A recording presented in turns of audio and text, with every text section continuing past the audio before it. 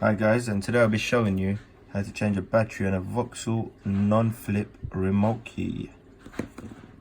Original dealership key. So as you can see, it looks very sealed. But if you was to get a flathead, just slowly ease your way into it. You see it starts coming apart. Be very careful. And all you need to do is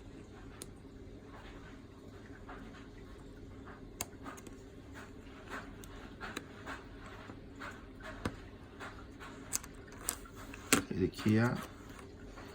The battery should be, you can see, a CR20323V. You can usually buy it from your local pound shop on eBay. Just place the new battery in. I just like to fold these out slightly.